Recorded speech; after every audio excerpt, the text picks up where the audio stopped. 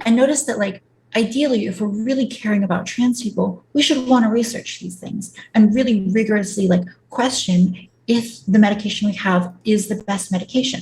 Because that's what we do with every other mental issue, is we rigorously test and question the efficacy of the treatments we're prescribing. But we don't do that with trans people. And the reason is because there's massive political pressure not to, and to just trust the current, like, the current prescriptions and not really view any testing or, questioning of that as ethical.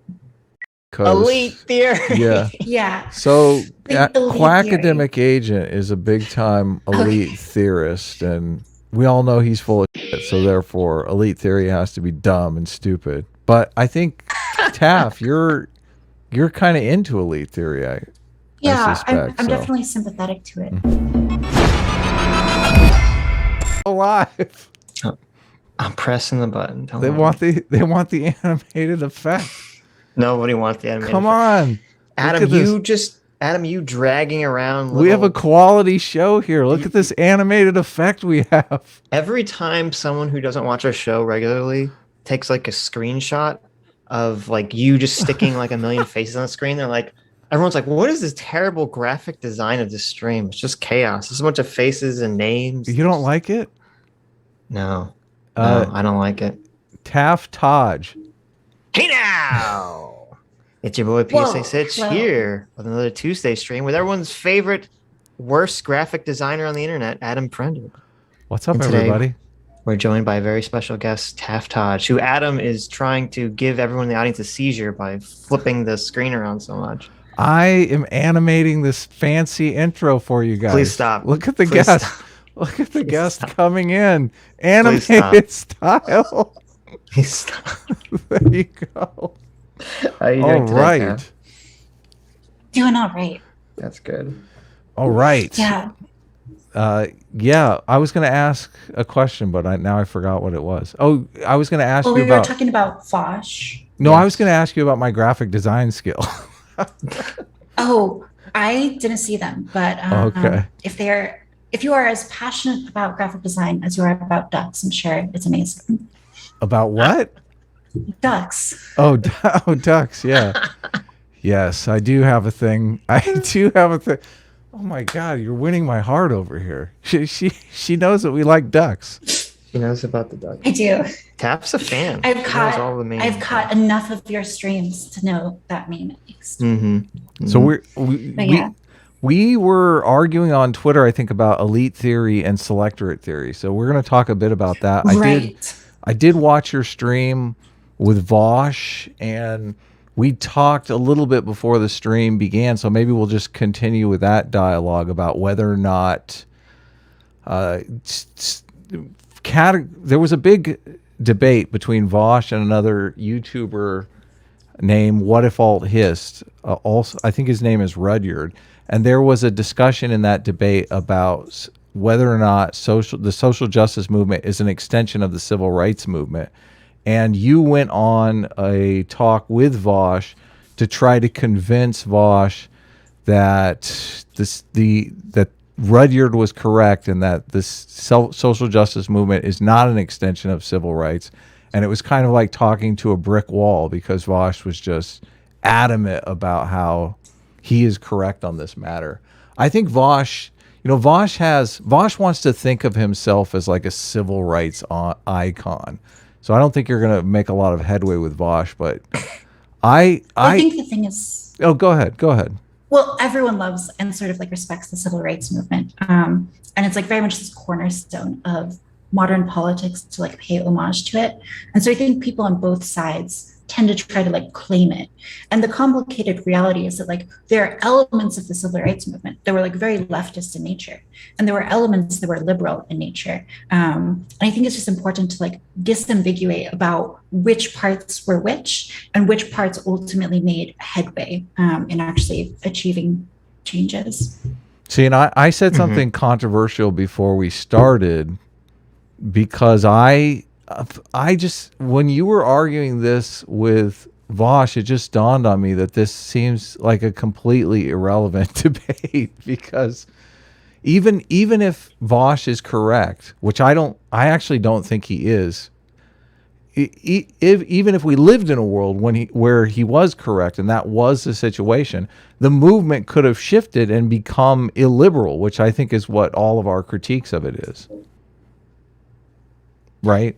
How could you say something so stupid, Adam? Well, okay, weigh in here.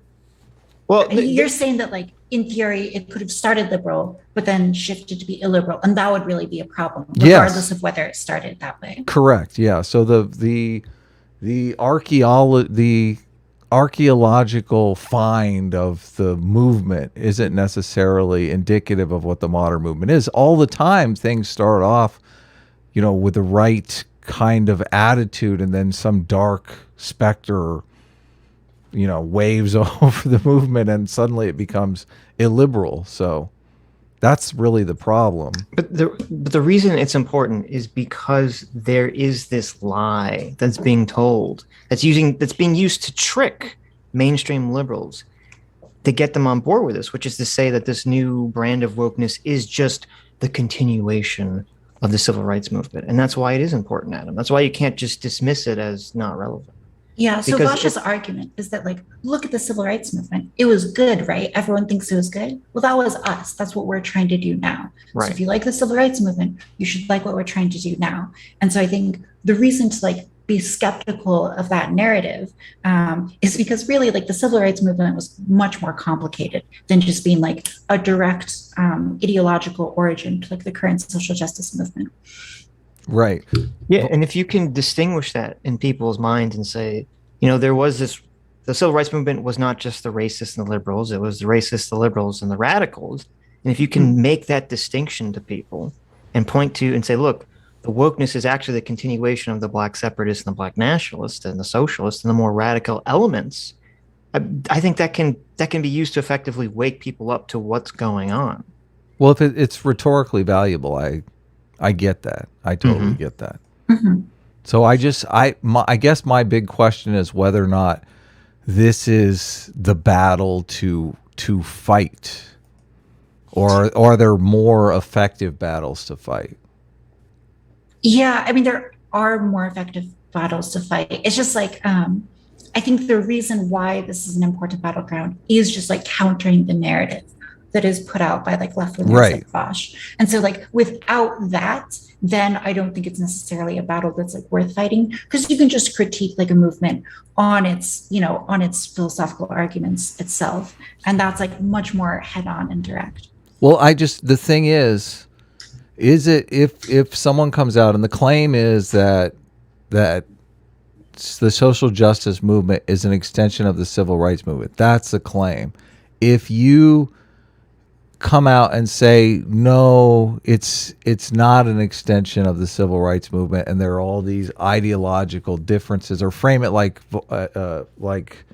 Sitch just did. There were all these players in the civil rights movement, and the social justice movement is made up of the losers of those players. I think you could just as easily say, ideologically, it's diverged enough from the civil rights movement that you can't really claim it's part of it any longer. Yeah, and I would make an argument like that. And I think that it's just important to, like, know what you're talking about when you're critiquing something. And so, like, the reason as well to do this is just, like, in discussing differences between the civil rights movement and the modern social justice movement, you're figuring out what exactly the modern social justice movement is and what its boundaries are, what it's arguing for, and how it's arguing for those things. And if you, in that process, find out that, like, the modern social justice movement makes arguments that are not based on, like, liberal, like, equality under law and colorblindness and these sort of principles of just, like, universality, and instead is making arguments about, like, well, we need to section off into identity groups and, like, wield power through that, and we need to engage in this, like, strict redistributive policy, and we need to label everything that doesn't engage in that redistribution as racist, and so on. I think that that's really useful. It's, like, really identify what is being argued by the modern social justice movement. I will say, just, like, in regards to you're saying that like arguing with Vaush is like slamming your head into a brick wall. It's definitely a unique experience because I felt like so frequently in that debate, I would say something, and we'd like quibble over it a lot. And then he would eventually say something that like seemed to just like affirm my argument. So like there was this moment where he was like, well, things that used to be radical become like normalized now and are like no longer considered radical. And so like he was making the point that like, well, the liberal arguments back then were considered radical. And I was like, yes, but like, I guess I'm trying to make the point that like there's leftist movements. And even if the liberal elements are radical, there's also radical leftist movements. And like that's the real distinction here. Well, yeah, and the radicals didn't win, obviously. Where he has the conception that the radicals did win, which isn't true. Yeah, as far as like the civil rights movement and the various wings within it, like the more radical wing did not win. Yeah. I don't even know. I mean, I don't even think it's fair to characterize what MLK and the moderates were pushing for as radical for that time period. I mean, sure, in like segregated areas of the South, but most of the North was pretty on board with, you know, getting rid of legal segregation. I don't think it was that radical to be like, well, it was two things. One is that I don't think it was that radical, but secondly, even more important than that, is that what MLK and the moderates were arguing for like fit neatly within our liberal framework. And that's the real question, whether it was radical or not. It fit within our version of liberalism under American ideas, where the woke stuff is the antithesis of that, is anti-liberalism. Yeah, really, like Martin Luther King and the moderates are pointing to the US Constitution and to liberal ideals. And they're telling Americans, you are not living up to your own ideals. Right. And that message really resonated with people. And it's very different than like the modern social justice movement, which is saying, look at these liberal ideals. They're rooted in racism and need to be like totally reevaluated. Exactly. So yeah, definitely different. But I'm glad that you watched it. It was definitely, I'm not a very aggressive debater. I tend to be like very friendly, which I think is something that I will get more comfortable with, like pinning people down on points. But yeah. I'm trying to be a less aggressive debater. So, I mean, really? You guys should trade each other's energy. Well, you can do I don't know if you've seen, like whenever Jonathan Haidt's in one of these interviews where someone disagrees with him, he's like always friendly and he'll just kind of agree with whatever they say. And then when it's his turn to talk, he'll just kind of like nicely disagree with them and tell them why they're wrong. You know, that's a good model. It's a good model. Before we of the American mind. Before we move off the social justice civil rights thing, I just want to say that I noticed in that debate a lot there you get in this comparison game where it really is, it makes the right look bad because it allows a person to bring up all of the genuinely racist tactics that took place during the civil rights movement and compare those to tactics now, which I would categorize as not racist, but it paints those tactics or paints those, it's not even really tactics, it's more like just a disagreement over various aspects of the social justice movement. Mostly the fact that a lot of the prescriptions that they have are genuinely illiberal and racist. They're actually the racists on the side in this struggle. So that I think is part of the reason that I don't like the comparison. And I just feel like you'd be better off, rather than having this conversation about the civil rights movement versus the modern social justice movement, just moving into, it doesn't really matter the roots of it. Let's try to define the modern social justice movement today. And then you don't have to address all of that racist shit that took place during the civil rights movement. Does that make sense? Is that a fair assessment? Yeah. So you're saying that like it allows connections between those who oppose the civil rights movement then and those who oppose like modern social justice now. And by like even comparing these two groups, you're sort of casting like the people who disagree with them in the same general racist category. light. Yeah.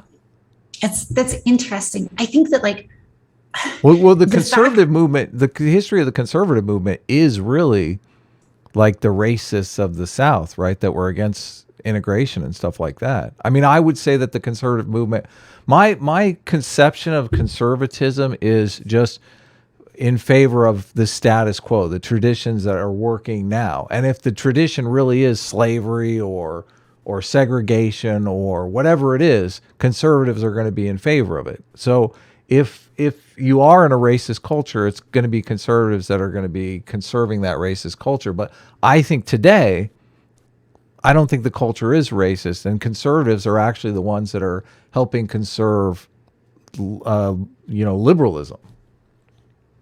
I think that's true to an extent. The reason why I think that your point about sort of casting the opposition as similar is like not, applicable in this case is because like it's another reason why it's good to make distinctions between these two ideological movements, the civil rights movement and modern social justice. And it's because like the people who oppose these movements are going to be different groups if they are in fact different, ideologically, they have different ideological origins. The people who oppose them are going to be different. And so when you look at like the civil rights movement and the moderate wing of that, and the people who are arguing like Martin Luther King did, that you're not living up to your own liberal principles, the people who are against that are people who are against living up to liberal principles, who do believe there should be a distinction between how the government is treating people of one race or another. And so when you establish that that is the ideological positions of that time and that debate, and then you establish that those positions shift, and then you have, the modern civil right or the modern social justice movement, which is arguing that liberal principles are like not so good, that they need to be reevaluated, that they're rooted in racism and so on.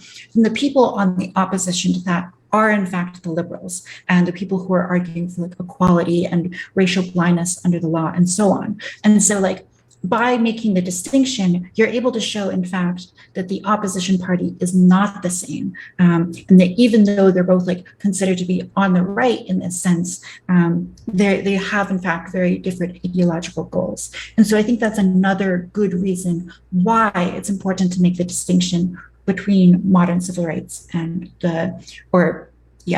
in civil rights in the 60s. It was racists that were against the civil rights movement in the 60s, correct? I mean, I feel like that's pretty... Yeah, I mean, at least that's like certainly a big reason why people oppose. Now I'm of the opinion that it's racists who are in favor of the modern social justice movement. They're just racist against whites. Yeah, I mean, there's this like weird definitions game, but like we can both agree that like fundamentally the modern social justice movement and the racists of the past were both against the kind of racial equality under the law and the colorblindness that is characteristic of liberal philosophy. And that's in the 60s, right? Right. Yeah, okay. So that's kind of how I would phrase it. I think like racism is such like a difficult term to talk about because like...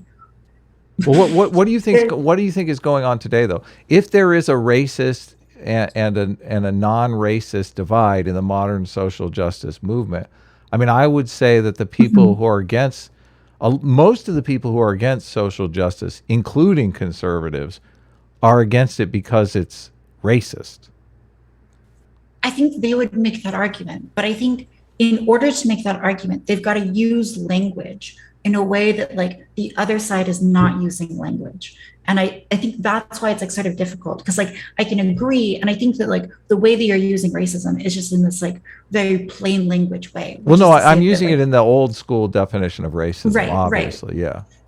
And I think they would disagree with that definition. And so they would like kind of make the same argument, right? Like Ibram X. Kendi like famously says that like anything that isn't anti-racist, that is to say anything that isn't explicitly in favor of Black and brown people is racist. Right. And so like I think it's so ironic. Yeah, which I think is like an insane definition. Anything that isn't racist in favor of blacks is racist. Right, like, right.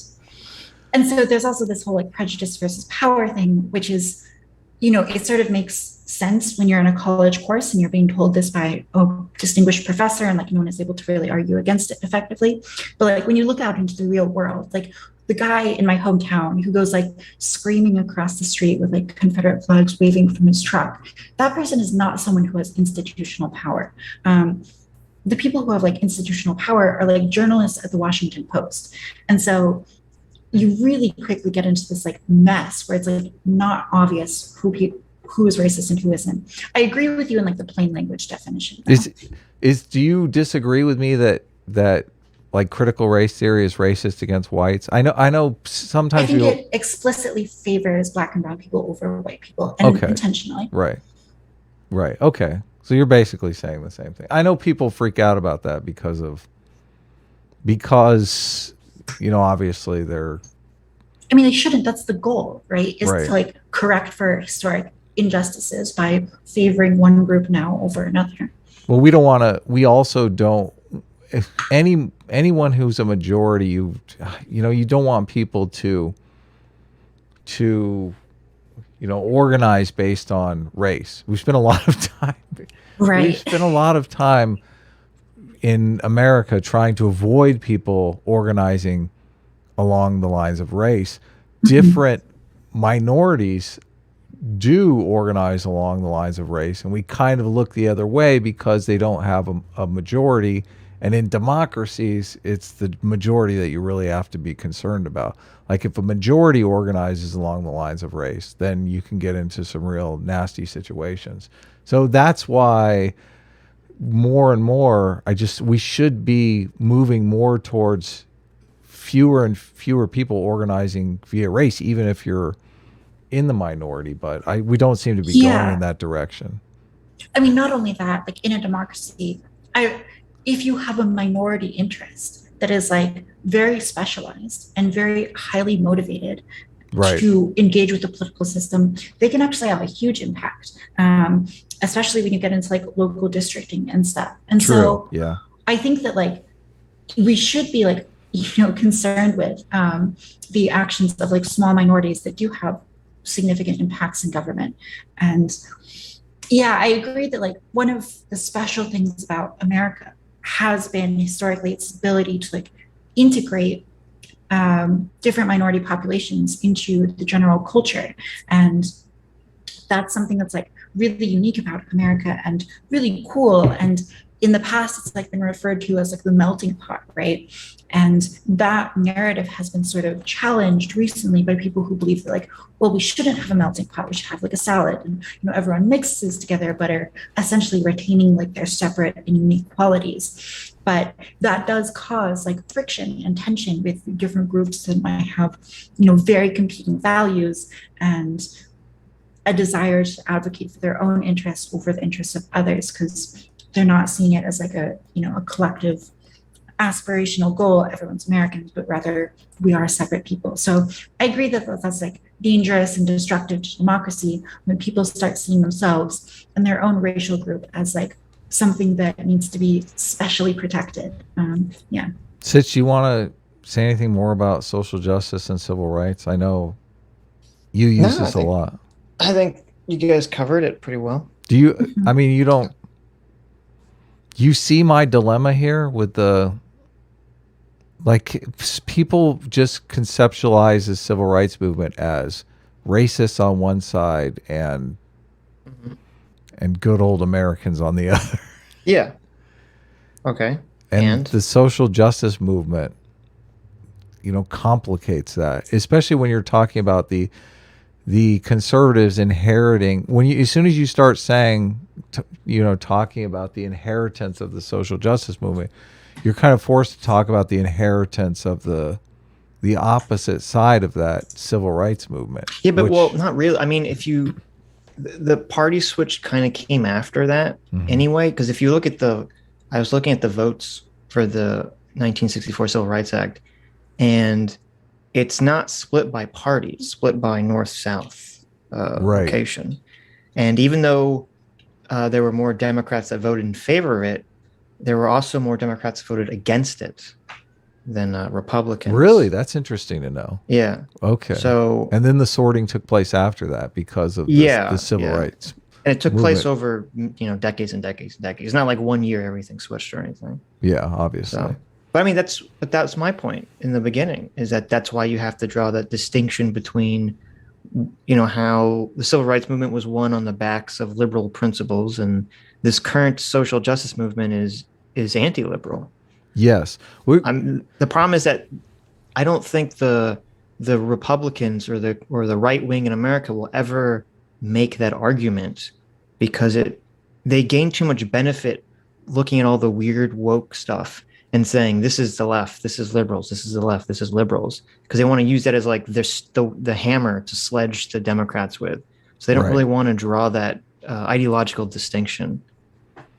Yeah, even on the party switch thing, I know conservatives can't stand the idea of the party switch because they don't want to. Racism is so hated in our society right now. The party, the party, they don't want to. They want to acknowledge the fact that there were a whole lot of racist Democrats, which I think we should acknowledge. Obviously, sure, of course, yeah. So, yeah, it's just being used for that. So I guess maybe we'll move on to like elite theory versus selector theory. Yeah, we can move on to that. I could also probably debate you on the trans stuff later, because I think you've had takes that I disagree with. Me or Sitch? I think you, Adam. Oh no, it's me. Yeah. Is it my? Because I watched the What is a Woman debate, or What is a Woman documentary, and I'm leaning more towards Sitch's position now. That maybe what's Sitch's position? Well, he's saying that you shouldn't be able to transition unless you have gender dysphoria, and I'm like, fuck it, America. The trans medicalist. Yeah, if you wanna, the true scum take, yes. If you just want to transition because you think, hell yeah, go for it. I mean, I'm prone to not say no to that. I mean, obviously not for children, but for adults. If adults want to transition without gender dysphoria, who am I to say no? Yeah, I think the problem is that like it ties into these sorts of like political arguments. And so like a lot of people identify as trans because it's this like politically expedient way to like align yourself with gender abolitionists and like pro freedom of expression against like conservative gender norms. Right. But that doesn't necessarily mean they have like a genuine psychological need for hormones. And so the problem with like these people transitioning is that it's sort of, one, it can have bad effects later down the road. So like if you're chemically castrating yourself or causing yourself to grow facial hair, or if you're removing, like if you're getting a double mastectomy, you may genuinely regret that in the future. So that's like a risk if you're transitioning without dysphoria. It's much higher if you're transitioning without dysphoria. And the other problem is that like it really muddies the water with like policy. So like consider a policy that says if someone is a trans woman and they've committed a crime, they're going to be housed in the women's prison because we can't expect them to detransition. Well, if you have a significant number of people who are transitioning without dysphoria, it might in fact be reasonable to expect them to detransition because they don't actually have a medical need to present as female. And so if it is true, in fact, that like a significant or, just like non-zero portion of trans people are transitioning without dysphoria, then you really remove that medical need to transition, and a lot of trans advocacy arguments fall apart. So what is my position that you don't? What have I said that has not been correct tell Adam in your how estimation? He's wrong. Yeah, I think it's been like too long. I don't remember what I disagreed with you on. I think that like I tend to be quite conservative on like a lot of trans stuff, but then like occasionally, even then, I think I'll hear you like say something and be like, I don't agree with that. I don't remember exactly what it was. Well, it must have not been that bad if you did like. It must. It didn't stick with me. It didn't crush my heart. It was so bad she had to block it out of her memory. It was like created a trauma. I do understand what you're saying. I do understand what you're saying about politically trans versus. I mean, it's like being politically black. Biologically, is it biologically trans? I guess you're biologically trans if you have gender dysphoria. So Well, no, it's like with the political black thing. Like in order to be truly trans, you have to accept all the political ideology that yeah, comes no, with it. yeah. Because yeah. And she's Yeah, saying and like, people become politically trans and then they're transitioning when they really Well, don't that need yeah, to. but yeah, that's I what mean, I, was the pro. That's what's so weird when we talked to Lance and Matt, where they just like couldn't even understand how this stuff is political. How any of the gender identity stuff is a political issue. To them, it's just has nothing to do with politics. And I'm like, wake up! What are you well, think talking about it about? like this, right? If the leftist position is correct, and the leftist position is that like you don't need dysphoria to be trans, right? If that's correct, then like you can really identify as trans or as a gender not the one that you're assigned with at birth for any reason, including political reasons. And so it's no longer a strictly biological argument. So by leftism's like own reasoning, being trans is not something that's biological. It's something that like you can be for any sort of personal reason, Yeah. including political ones. Pointing out Well, contradictions though is getting boring because it's like well, there's but so it's many of them. it's just they talk out of. I mean, that's I guess that's somewhat true, but they talk out of both sides of their mouth. Because whenever I get in these conversations with people on the left about this, it's like you go, oh, because I always go into this kind of biological essentialism for gender dysphoria and for transgender people, and they use that as the excuse to basically justify transition treatment, but then they'll, as you said, Taf, they'll just go on and on about how out of the next breath about how anyone should be able to transition for basically any reason. Right. And you can never get like a consistent position on any of these these issues. are not compatible positions Right. to have. Yeah. Well, and the thing that's like right now, I'm sure you've seen like on Twitter, everyone's posting. There's that video of the kids at the drag queen dancing club or whatever it is that everyone's going crazy about. And it's not only is that annoying to me because I see people like ContraPoints and Surfs and Big Joel and all these other like people who just seems like out of reactionary tendencies, just because they're reacting to the right, they go and have to defend, having kids go to what is essentially a burlesque show with drag queens, and it's so dumb because in any normal sense, most people would say, don't bring kids to strip clubs, don't bring kids to burlesque shows. But because it has this kind of gender identity slant to it, suddenly, all these people on the left defend it.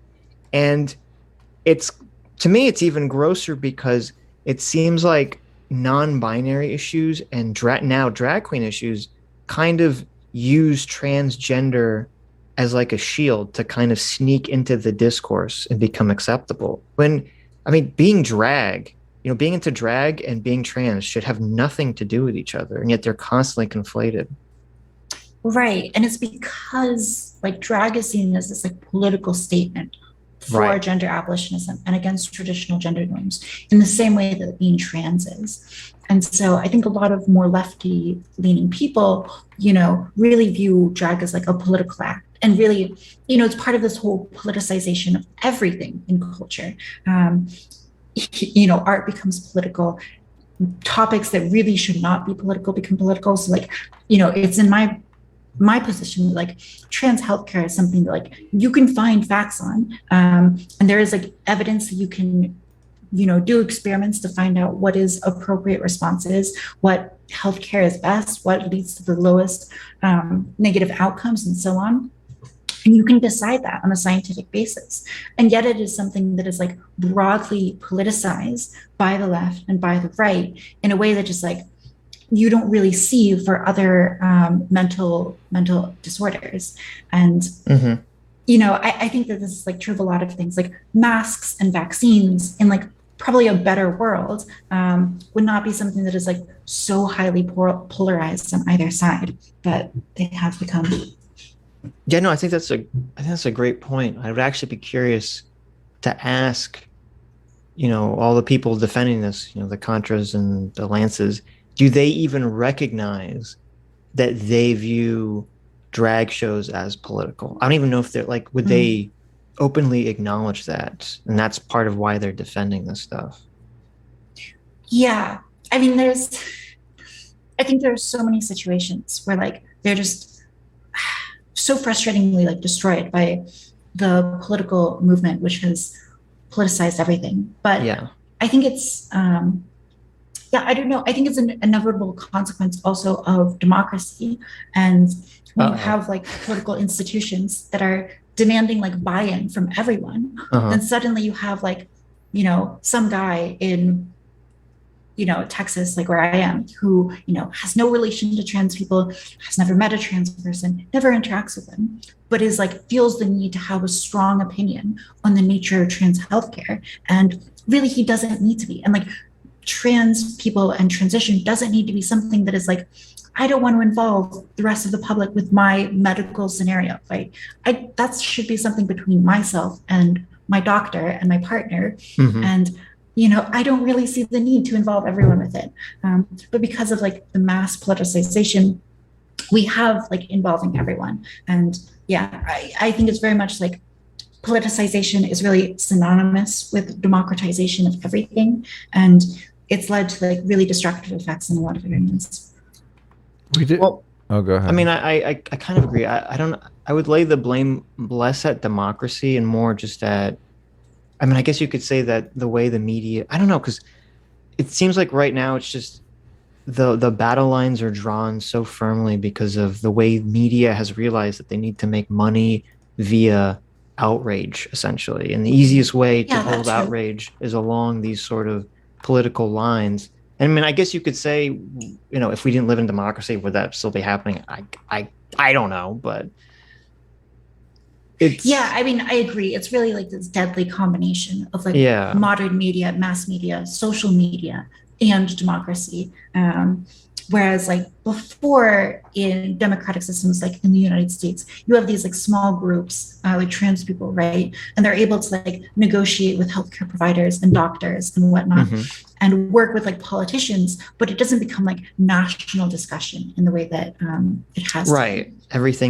Everything right now has to become this massive national conversation, and you have to pick a side very quickly and defend that side to even the when death. It doesn't make sense. And like you can really destroy your mental health, like agonizing over, you know, what some random person on Twitter is saying. And really it doesn't need to be that way. Should adults without gender dysphoria be allowed to transition? It depends on what you mean by transition.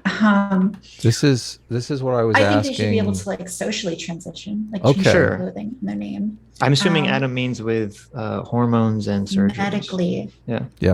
I guess there is that distinction. Yeah. Medically versus socially. I don't know. I do think that like ultimately it's this like libertarian thing, right? Where I think libertarians will say that like, yes, you're right to like modify your body in whatever way you want. So there's a plane, it's probably really loud.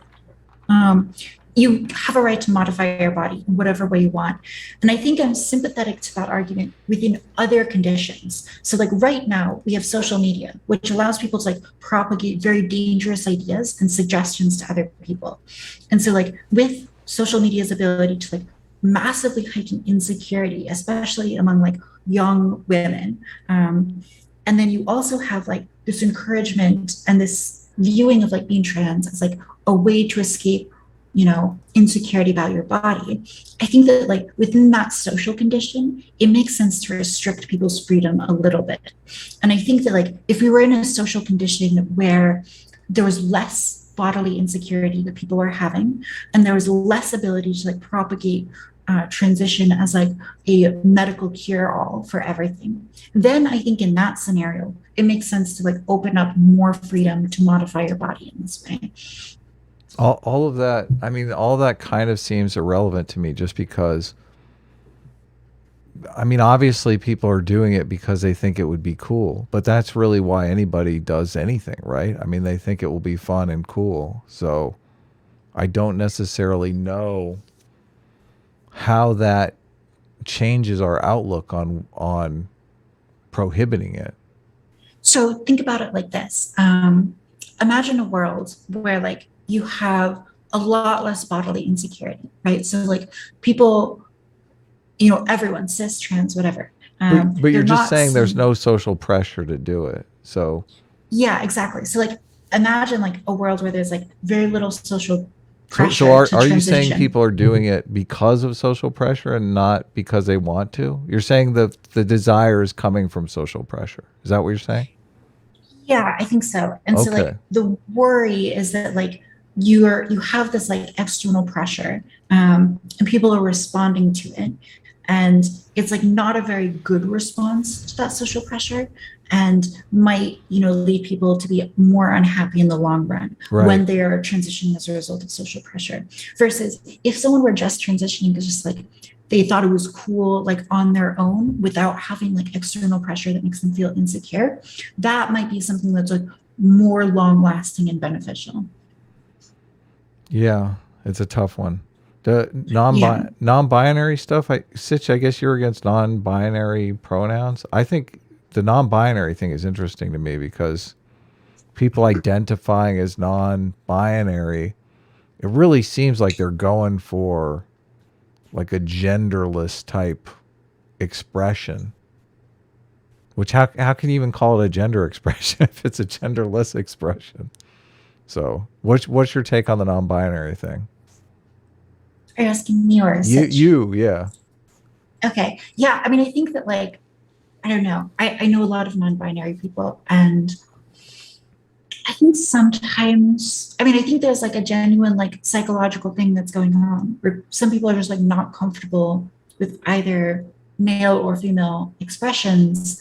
And that's not something they can like easily modify within their brain. So I think that there's that.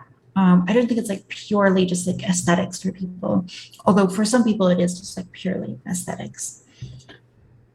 Well, I don't necessarily. I mean, I don't claim to know what's going on in people's heads. I can only see the outward expression of that. So, obviously, people are trying to communicate things with any gender expression, right? I mean, that's the whole point Mhm. of. I mean, that's the whole point of expressing yourself in any way, gender or just Mhm. fashion or anything. So, yeah, I don't know. I don't know what's going on with the non-binary thing. I know it freaks a lot of people out. I'm less freaked out by it. I just obviously, like most people, if someone comes to me and says, "I want you to use they them pronouns," I'm gonna I'm gonna resist because it's a big ask. I didn't, obviously I'm going to mess up a lot because I didn't grow up using they them pronouns. I'm sure younger people adapt to them much easier. So I Mhm. think it's like The it's boomer defense. it's a big it's a big ask, and I feel like, hey, I don't even know you. I just met you, and you're already Yeah, but asking me. is it because for me, I mean, I have a very, as you know, I have a very conceptual, like if I'm talking to someone and they're like, I identify as they, them, or whatever, like, I'm not going to be an asshole and be like, no, fuck you. I'm going to call you he, she, or whatever. But I mean, I have a very conceptual reason for why I'm against it. As I've said a million times, it reinforces gender stereotypes, Right. and it completely goes against what I want society to look like and to not put, such importance on gender and all this other stuff. But I mean, with you, Adam, do you have any? I mean, do you have a conceptual reason for why you're against this, or is it just a big ass because you're a boomer and you're not going It's to just say it correctly? it's only that it's a big ask on. And I feel like 90% of the people making that ask are making it because they want you to fuck up so that they can cancel you. So I just feel like Know about that. I feel like it's a political game that they're playing that I don't want to be a part of. So just Okay. I feel I like think there's a just lot of stay away from reasons. me. Go ahead. Taf. Yeah, no, I mean, I think there's a lot of reasons. Like, I think there are like good and bad reasons to engage with like non-binary identity. So like I saw this post on Reddit. This person was talking about like their niece or something that like came out as non-binary in this big post. And like the reasons for coming out as non-binary were like saying that they were like too smart to be a woman and like too motivated to be a woman and so on and so on. And it was just like it reeked of like this intense misogyny and like a desire to like escape womanhood because of its associations with negative things, this like sexist stereotypes about womanhood. And so I think that like that reason to like identify as non-binary is probably not a good reason, and it's a reason that like reinforces negative viewpoints about yourself. But I think that like there are like legitimate reasons to identify as non-binary, and there's ways to like ask people to use gender neutral language with you that are like not super demanding, right? So like if someone is like, hey, I prefer gender neutral language, but like I understand it's difficult and like people are prone to mess up, that's okay. It just like sometimes makes me uncomfortable because I've got, you know, this internal mechanism in my brain that causes me to feel bad for like whatever arbitrary reason about this. I probably wouldn't phrase it in such scientific terms, but I think that's like a legitimate reason and a legitimate ask from people. Well, I feel like they're foisting their religion on me too. It's like me walking up to somebody and saying, hey, you know, I don't like it when you say geez or Jesus or goddamn or any of that stuff. Mm-hmm. And please don't do it in front of me because it's very offensive, because my religion is God is sacred and you should never take the Lord's name. It's like, please, I just met Well, I you. think that's Please. a reasonable ask. How about this? Right? Fuck off. What it isn't reasonable is to like enforce that by government, right? And to be like, you must use this language, because I think that's when you get into of course, yeah, that's religious the worst. demands. Yeah, that's like the if worst. a religious person came up to me and was like, hey, don't use the Lord's name in vain, I think that's like a reasonable ask that they could do. And like it's up to me to decide whether or not using, you know, crying out like Jesus Christ is like something that's important to me enough that I'm going to split ties with the person, or if it's something I can give away on.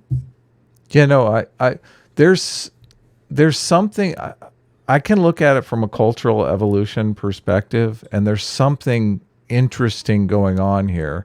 And as just a lifelong artist, I'm kind of cool with people doing weird and interesting things. So that's one of the reasons why I don't necessarily object to the whole culture that's forming around it. It's just I feel like I don't forcing other people to participate on your new cultural development is just, you know, that's not cool in my estimation. So that's where I draw the line. And a lot of the people in the trans and non-binary movement are very much in the position of, you know, this is our ideological war and we're going to make sure that we convert you, you know, by the sword if need be. And that really offends my sensibilities.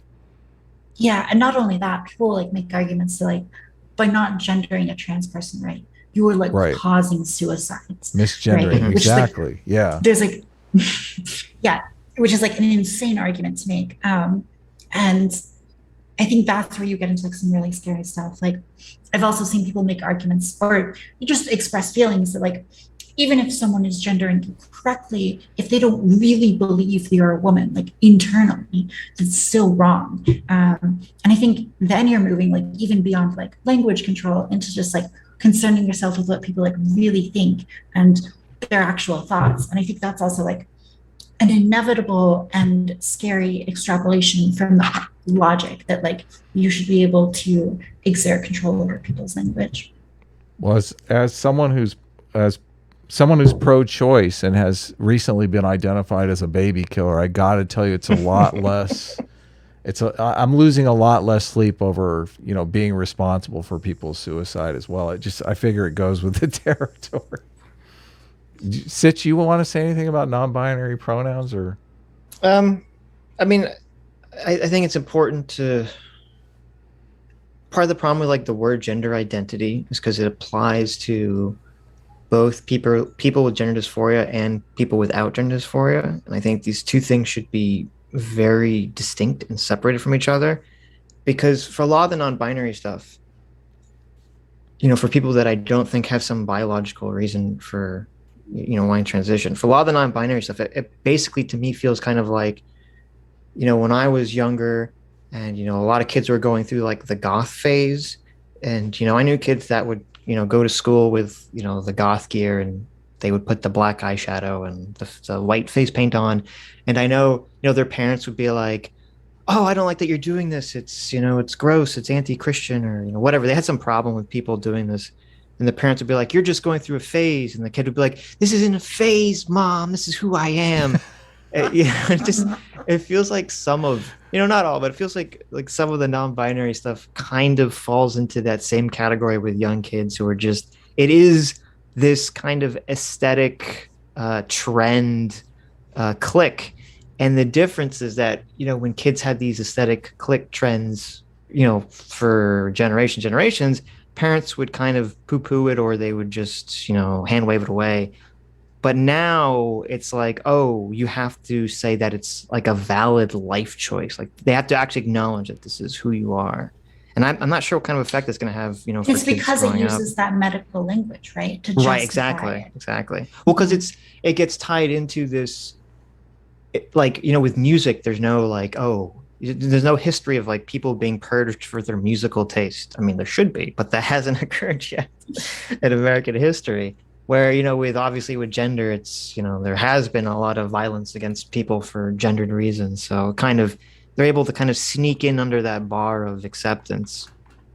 But Right. And there's this big tension between people who believe that like gender identity is probably like innate and has to do with neurochemistry, and people who don't believe that.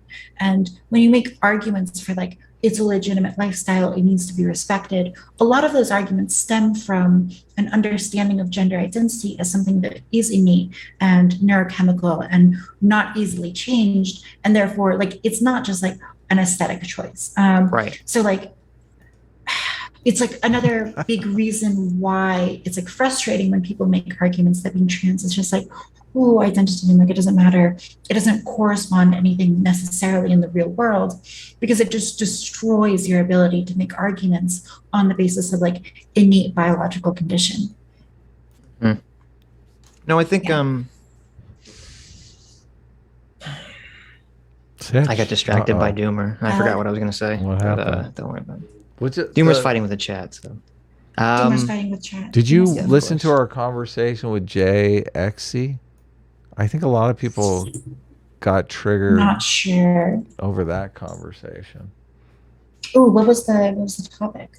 Well, Jay, we were kind of talking about the same Yeah. stuff. Jay's far more permissive of basically, let people transition for any reason position.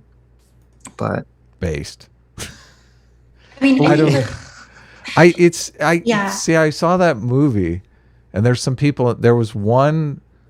Oh, that's what I was gonna say. Okay. There's one person in there that was transitioned in his 40s from female to male. Said they were a type A woman, go-getter, alpha female, and basically got caught up in this trans stuff through a therapist and completely regretted transitioning. Well, and I mean, if someone in their 40s can do it and totally regret it, then what chance does a kid in their 20s have? So the interesting thing with that trans guy is that it wasn't clear whether he regretted it because he didn't think he was trans, or just that he had so many complications with all his surgeries, and he thought he thinks he's going to die basically pretty near in the future because he has so many infections and so many problems with especially his bottom surgery. Right. That seemed to be really the issue. I don't know if he ever said that he didn't think he was trans. He was upset that the doctors he talked to did not clearly lay out the risks to the procedures. Right. He didn't get informed given. consent. And Yeah. I don't necessarily know that you can give someone, in their teens informed consent. I mean, Well, that's mean? definitely true. But also, I don't think what is really, because it's so wrapped into identity and protected classes, it's not really talked about that. I mean, especially bottom surgery is still in the early stages. It is still experimental in a lot of ways. A lot of the ways that hormone blockers and cross-sex hormones, I mean, there hasn't been huge, long-term studies on a lot of these things. And if people still want to do it, I mean, that's okay. But you have to give the informed consent. You have to be realistic. And I don't think people are being real. I don't think a lot of doctors are being realistic when they talk to patients about this stuff. They should say right out of the gate, this is experimental surgery. There's not been a lot of study around it, and we're kind of making it up as we go along. So people know that going into it, instead of saying, oh, everything we do is reversible and the outcomes are always great. It's so sad because a lot of these people, the doctors have every incentive to get people on this track because the doctors want to make improvements in this area, and the way to make improvements is to have a lot of people doing the surgeries and Right. measuring the outcomes. Well, they also make a lot of money too. Well, that too, obviously, but they're forming a new technology that maybe 10 years down the road will be far more successful. But the way to be successful is to continue for more people to opt in and try it. And this is like a gold rush for them in developing that new technology.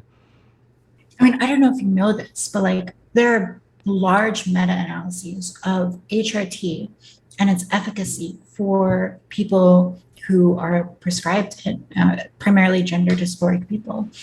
And those meta-analyses consistently find like very weak evidence. So like there's just like a lack of RCT trials. Most of the studies are done by surveys. So like they're going and asking people like, how do you feel about these? That's terrible. Right. Which is like a really, yeah, I'm glad you recognize this is terrible because it's like not an effective way of gathering data. People like anorexics, of course, will say like, yes, I love losing weight. It's amazing. And like, it's so helpful for me. And they're completely wrong.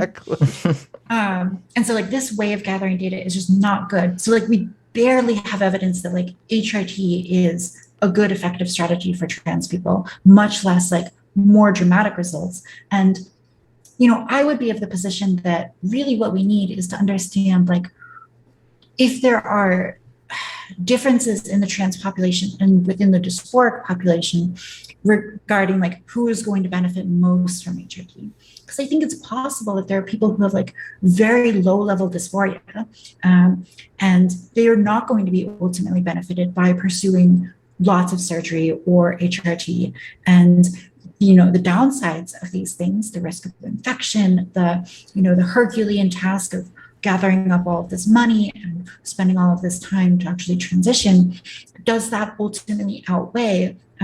Is that ultimately worth it because of like a small amount of dysphoria? I would guess that like there are edge cases where people can genuinely be, you know, diagnosed with gender identity dysphoria or disorder and not actually benefit necessarily from an HRT course or from surgery. And so even in like examples where people do have a medical need, you know, I think that probably does need to be evaluated. And so the question of like, should anyone be able to have access to these surgeries and, you know, these medicines? And I think that like in a perfect world, yes, because in a perfect world, people would have all of the information necessary and they wouldn't have external pressures causing them to be like insecure. But like the reality is that we don't exist in that perfect world. And there are all these other variables that make it more likely for people to end up regretting than they would otherwise. No, I completely agree. The gender dysphoria could resolve too. And that's the thing. Nobody wants to, they all want to jump in so quickly instead of, you know, holding back and observing. Yeah. Well, and notice that like, ideally, if we're really caring about trans people, we should want to research these things and really rigorously like question if the medication we have is the best medication. Because that's what we do with every other mental issue is we rigorously test and question the efficacy of the treatments we're prescribing. But we don't do that with trans people. And the reason is because there's massive political pressure not to, and to just trust the current, like, you know, the current prescriptions and not really view any testing or, you know, questioning of that as ethical. Well, I mean, part of the problem is like what they would have to do, I think would probably be considered unethical medically, which would be to have try to get it past an ethics board. Right. But I mean, because what you'd really have to do is you'd have to have like, you know, 100 or 200 prepubescent kids that are deemed to have gender dysphoria by the same clinic, and you don't give them anything and until after puberty, and you see like, well, how many of these kids still have gender dysphoria after puberty and how many don't? And that would really be the only way to do. You have to do studies like that to really kind of make these determinations, because I think what Adam and myself and a lot of other people kind of suspect is that if they did do something like that, you'd find like a 90% desistance rate with a lot of these kids. I don't know about 90%, but yeah, I also that could be suspect too that high, but likely there's some group of people who are transitioning and don't need to be. That would be my suspicion. There was I think I wasn't a huge fan of the Matt Walsh documentary because it does the documentary thing where it focuses a lot on like making you feel sad with manipulation techniques as opposed to autistic data that I want. And like the trans man who was regretting the surgeries threw out all sorts of like really crazy statistics, like most people that are trans that want to commit suicide do so after treatment, and she gave some very high complication rate, and he didn't really look into any of these numbers, which I think would have been helpful if he did. But I think the best part of the documentary was actually our boy Jordan Peterson, who showed up for like 2 minutes. But he said the problem is that people are basically, he doesn't like the term gender. He thinks the term gender kind of sucks. And really what's being talked about is just personality. What do you say, Adam? It was like personality traits or personality types. Use some word specifically. Do you remember? The big 5 personality model. He's probably talking about like openness, conscientiousness. Yeah. But I forget. He used some, well, anyway, he was like, basically people are confusing personality types with gender. And just this is the Matt Walsh documentary? Yeah, Jordan Peterson was in it for like you're right. Bit, yeah, for a tiny bit. Yeah, and he's like, there are we lost you, Sitch. Whatever you said. People that have, there are men that have more feminine personality types, and there are women that have more masculine personality types, and that's fine. And this is being kind of rolled into gender, and it's completely confusing the issue. So, anyways, that seems right to me as well. We should talk about. We should talk about the boring subject that no one cares about, man. It's not boring if we bring the drama into it, because elite theory. Yeah. So Quackademic Agent is a big time elite theorist, and we all know he's full of shit. So therefore, elite theory has to be dumb and stupid. But I think Taff, you're kind of into elite theory. I suspect. I'm definitely sympathetic to it, and also I have a unique experience of being very into Bruce Bueno de Mesquita and selectorate theory when I was a teenager. So I've definitely, it sounds like you've read a lot of literature on both sides. So I'm not sure if I'll be able to give you many insights that you haven't heard already, but maybe I can be like a sounding board and represent the elite theorist side a little bit. You're not a neo-reactionary though, right? We got to straighten that out. Like the neo-reactionaries are the ones that are like, elite theory is the greatest thing ever. Democracy sucks and doesn't work, and it's all just an oligarchy of elites. I mean, I don't consider myself a neo-reactionary, but I do think that like many of the arguments made, or I don't consider myself a reactionary or neo-reactionary, but I think that many of the arguments put forth by elite theory are legitimate. You think many of the arguments put forward by elite theory are legitimate? That, first of all, that's part of the problem, because elite theory and selectorate theory share a significant amount of overlap. That's true. They do. In selectorate theory, in the very beginning of the book, The Dictator's Handbook, Bruce de Mesquita and Alistair Smith come out and they say, listen, we compare selectorate theory to all of the great political thinkers, and Machiavelli was the one that came closest to getting it right, and he's basing that on data, hard data. He's done the evidence, and James Burnham, the guy who wrote the Machiavellians book that everybody likes, doesn't like that kind of hard data social science stuff. He actually makes fun of it in his book Suicide of the West. And so, I mean, he does list a bunch of Machiavellian thinkers, but he doesn't have any evidence to prove that they're right. It's selectorate theory guys that have that evidence. So while there is a significant amount of overlap, where selectorate theory and elite theory diverge, it diverges so massively that it's contradictory to selectorate theory. So I don't think you can support elite theory and selectorate theory at the same time. What would you say is the in your opinion, the most significant divergence between selector theory and elite theory? Well, elite theory argues that democracy is superfluous, that democracy doesn't actually do anything because, you know, the elites are really controlling the electorate in a top-down way. That it just doesn't make a lot of sense because you have competing elites that are competing for voting blocks, and those voting blocks, yes, they can be influenced by different cultural, you know, shapers, different cultural elites, but those elites are their desires are not always aligned. They're often at odds with one another. So there are different elites competing for these different voting blocks and influencing different voter blocks, and it just ultimately people are more self-interested when they vote anyway. So that's my critique. Yeah, so I think that what we should kind of distinguish here is the differences between democracy and electoralism. And you can have mechanisms for voting in people. How are you defining electoralism? Yeah, so you can have, I would just say electoralism is when you have mechanisms that involve voting and they allow you to elect or remove leaders. And so like in a corporation, you can issue voting shares and people will buy these voting shares and they'll engage in electoralism where they will elect people to a board of directors. But we wouldn't call that system democratic because the people in general, shareholders, might, you know, to use the language of selector theory, the winning coalition might be very small and therefore considered autocratic.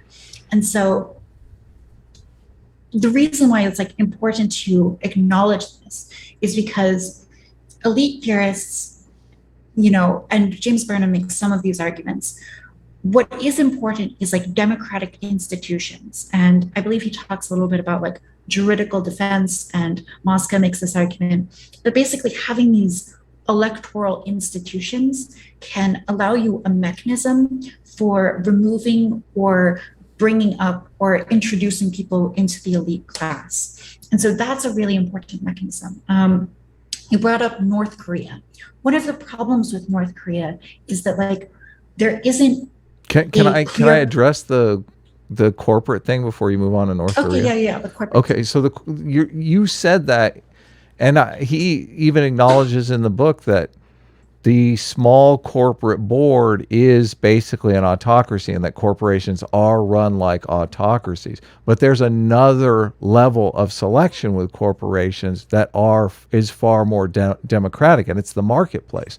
So obviously corporations are competing on earning money, and the way to earn money is to earn profits. And the way to earn profits is to have a large base of people buying your products. And in order to gain a large group of people buying your products, you have to cater to those people in the same way that politicians are forced to cater to large swaths of people in order to maintain themselves in elective office. So the similarities are far greater than the differences. Yeah, so I don't know. I think that like we can get to that. But the reason I bring this up is because like selectorate theory is really like a two-vector analysis of politics. And it looks at like the selectorate, the winning coalition, and makes all of these predictions based off of that. Right. But in doing so, it ends up capturing something which is important, which is electoral systems. And my point is that you can have electoral systems without having democracy. And you can have, and like the reason why electoral systems are important is because they allow some mechanism for meritocratic selection of elites. So like if you look at China has other systems for meritocratic selection of elites. They have like famously, difficult like Gaokao tests for measuring competency. They have this whole history of legalism. They have an understanding of like the mandate of heaven. And you have in Chinese culture like a ruthless systemization of bureaucratic selection for people who are going to be able to return on investment for the government in things. And so like that kind of selection for elites who are going to be competent in their positions is going to be something that results in better outcomes. And in fact, we do see that play out where China has had better outcomes than, for example, North Korea. And so I think that like one of the problems with selectorate theory is that if you look at these like old, I think 1999 and like 2003 papers by Bruce Bueno de Mesquita, the way that he's like measuring selectorate, it ends up capturing these electoral systems. And then when you control them out of the variables and you just look at like, for example, like leadership tenure, you actually find out that like a lot of the predictions made by selectorate theory aren't holding up. But yeah, sorry, you were going to say something. So I don't know. I don't necessarily know about that. I would love to look at it though, if you want to send it to me. Yeah, on the it's a little bit dense, but on the meritocratic selection of elites, I understand that China has a different way of electing elites, but I think the American system is better because it's far more humble. We elect elites. Obviously they make all kinds of proposals that the people want. And whether or not those proposals are good for them or not is yet to be determined. So they elect that leader, and that leader stays in office on whether or not they follow through on their promises. So it's really a check on power. And that the Chinese system doesn't necessarily have that. So where they have whatever they have on board of very smart people that pick whatever the leader is going to be, if that leader does policies that make the majority of the people unhappy, but make the leadership very happy, the leadership is going to perceive that as a success, even though it's not a success by any democratic measure because most of the people are unhappy by it. So, I mean, I very much conceptualize voting as a poll of the population on, where we're at and whether or not we need to change policy prescriptions. So where a lot of people conceptualize voting on, we're voting for the leaders that have the policy proposals that are going to work. And, we need the smartest people voting for those policy proposals because we need to know, we need to have some assurances that it's going to work. I think that's full of hubris because nobody knows the future. Nobody knows the unintended consequences of the policies. And you as a conservative should probably take this to heart more than anyone. The law of unintended consequences is very real. So when that law of unintended consequences hits, if you don't have a way of polling a large body of people to see actually what's going on in the country, you don't necessarily know if you've hit hard times, and you don't have the voting base to get these people who, think everything is fine out of office. So, yeah, I'm really glad that we're talking about China because I think it's very illustrative of some of the problems with selector theory. But there's a paper by Mesquita, which he published in 2005, where he acknowledges that China has an incentive to provide some public goods, but mainly has an incentive to create good economic conditions for the people. So you brought up that like the market system is democratic in a way because the corporation wants to be able to provide good things and they get like stress tested by people's response to it. Well, the government actually has a financial incentive to provide increased economic well-being for people as well. And in Mesquita's own words, it's so that they can levy taxes that are higher and therefore aggrandize themselves and their, in their cronies. And so this is like very much in line with what elite theory would argue.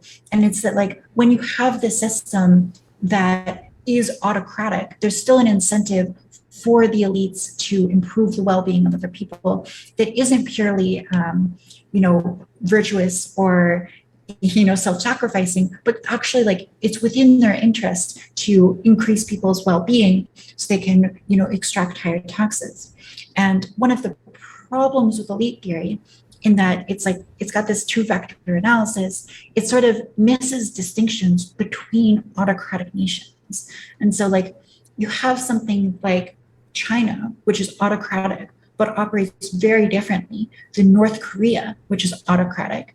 And North Korea operates very differently than Singapore, which is, if not autocratic, at the very least, definitely not democratic. And so how do you like explain these differences? Well, it turns out that like the political systems within them have other mechanisms for allowing leaders to extract benefit from economic, success, and then also being able to, allow access to the elite class, and encourage people to enter the elite class if they can do it better than another person. So like, yeah, there are all sorts of issues, and you see like resource dependent dictatorships, and Mosquito talks about these as well, where like they might have very little incentive to actually build roads, to educate the population, to keep them healthy, because all of their revenue generation comes from sort of like renting out access to material resources to foreign powers. Versus you have like this tiny little island city state like Singapore. Well, it depends a lot more on being able to have like an educated population in order for the elites to extract high taxes from them. And so like that distinction is not something that is like well captured within selectorate theory, but is captured by elite theory. The idea that, the idea that elites have incentive to uplift the masses without any sort of electoral check on that just seems fanciful to me. It really does. Like I don't see. But why though? Because they benefit from it directly, at least in some circumstances. In some cases they do, but in some cases they don't. And also, I mean, in selectorate theory, as the coalition gets smaller and smaller, each individual in the coalition has more and more power, and they are all gunning for that top spot. So that makes the smaller the coalition, the bigger target on the leader, and that just sets up a system where the whoever is in charge may have the most, the best of intentions for the population, but if they're not extracting enough wealth from that population to make the people who keep them in power happy, then the whole thing falls apart. And this is why, Russia is the perfect example of this. And Russia is Russia's like a dying nation that is lashing out on its neighbors because it's facing an existential crisis because of authoritarianism. So I don't. Well, think about it like this, Adam. If Putin were to implement economic and social reforms that increase the well-being of the Russian people, allow them to be more productive and to generate more revenue per person, then he is able to extract higher taxes and therefore pay off his friends. I think we're getting to the crux of the problem here. Whenever you're in an autocratic regime and people know, and Putin gained most of his power by throwing the equivalent of Elon Musk, the Russian Elon Musk, in jail and expropriating his wealth. If you live in that kind of atmosphere, what is your incentive to become the next Elon Musk, just so you can be thrown in jail and all your hard work gone to waste and be spent by another dude? I agree that it's bad. And I think that like not only is it bad for the Russian people, it's ultimately bad for like the stability of Russian leadership.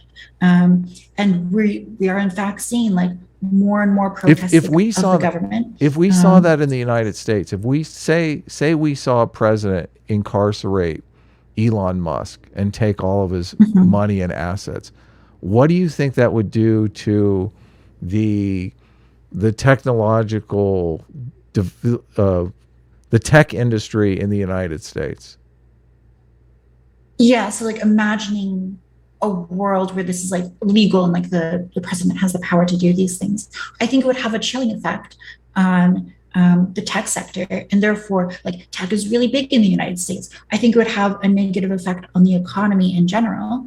And if we have this like powerful president that is extracting wealth from the country, and they're like, they clamp down on their tech sector, effectively like destroying swaths of it or discouraging investment, that's going to be really bad for the person who is trying to extract taxes from their economy. Yeah, this is, I think, the problem for me with just the whole idea of elite theory. You're just giving more power to people, more unchecked power, in just a way that I can't see how it would work. Sitch, you want to weigh in here, or did you just go to sleep over there? I mean, I think the thing is that like it can't be unchecked power. And sorry, I'll let Sitch. Well, but the argument for elite theory is that it is checked because everyone will have these magnanimous incentives because they want to make more money off the people. Which they do want to make more money off the people, but even in, how do you explain the study that they do in the Dictator's Handbook, where they look at autocratic regimes, and all of the autocratic regimes, the tax rates are like 90%. And in all the democratic regimes, the tax rates are, 30 to 50%. I don't know. It's been too long since I read the book to talk about this exact study.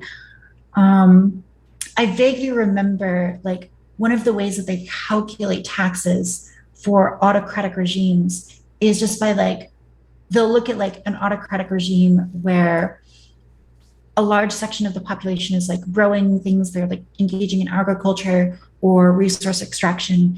And then the government, it won't have like a codified or like formalized tax law, but like they'll just like occasionally come up and like point guns at people and be like, well, we're taking all of this now. You have a very good memory. They have these agriculture boards that set the price of certain commodities. And so the government buys the commodities at the government set price. And then they sell the commodities on the open market at the market price. And of course they set the price super low so that they make all the difference. So the farmer ends up getting 10% of their crop value, and the government ends up getting 90% of their crop value, which is in effect a tax. So yeah. I mean, there's that. There's a lot of ways that leaders can generate money. Sure. And a lot of ways that like leadership can be set up in autocracies where the incentives don't align.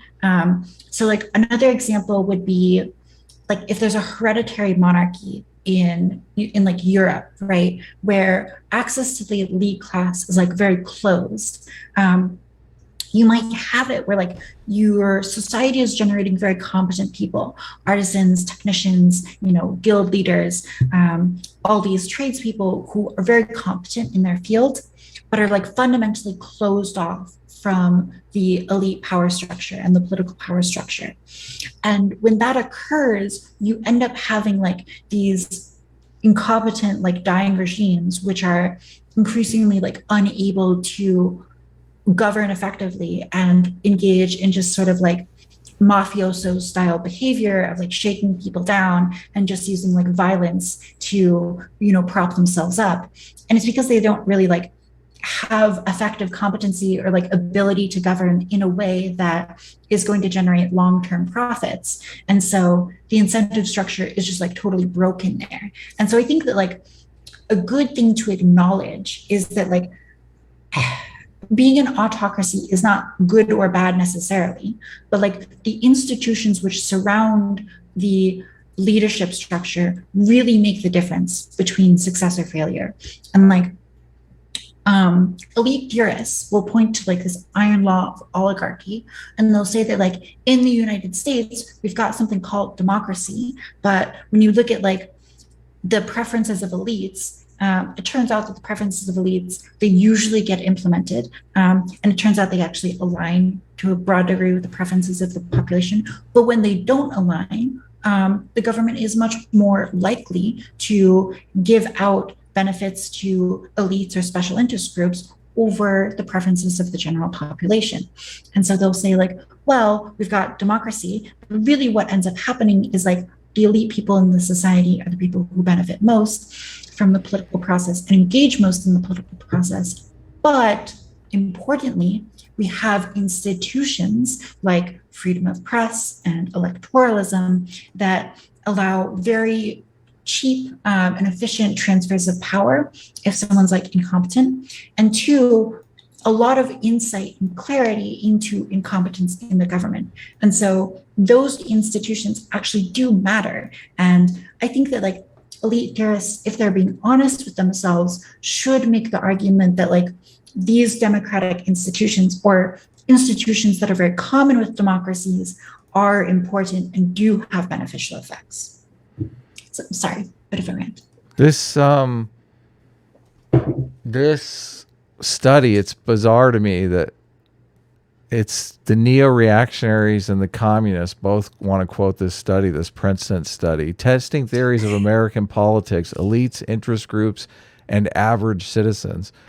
And I'm pretty sure this is a study I'm talking about. Yeah, who's the author? Is this the study you're talking about? Martin Probably. Gillius and Benjamin, whatever. Yeah. Okay. So they always want to promote this study.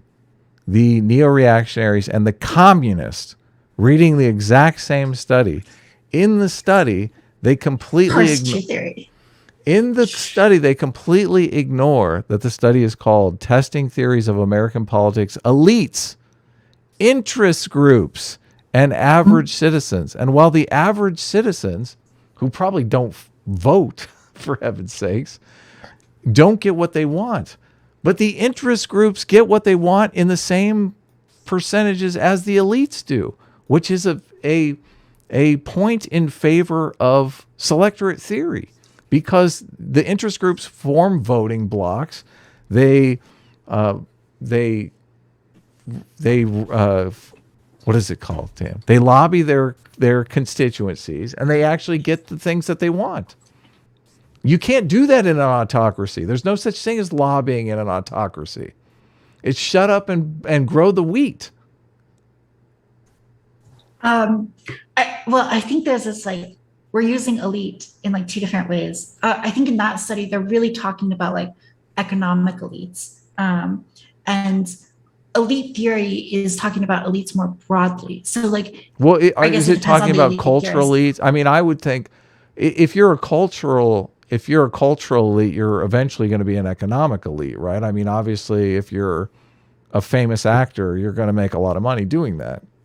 Well, yeah, there's a lot of ways to be very influential, right? And so I think in elite theory, when we talk about elites, we're really just talking about like very influential people, people who basically have the power to exert their will over the wills of others, which is like, I think that Mosquito uses this definition as well. And like when you look at special interest groups, they are elite by this definition, and that they're able to get their interests exerted in the political process over the interests of other people. And they're distinguished from economic elites in this paper, but that doesn't mean they're not elites in like the sense that elite theory or even Mosquito uses the term, which is to say people who wield disproportionate power within the political system. They do that. And the way that they do that might be as simple as just having like more investiture and more willingness. So like, if you look at local politics, you might have like some sweet old grandma who she's not rich, she's not super wealthy, she's not connected, but she's retired. She's a member of AARP though, and they're connected as hell.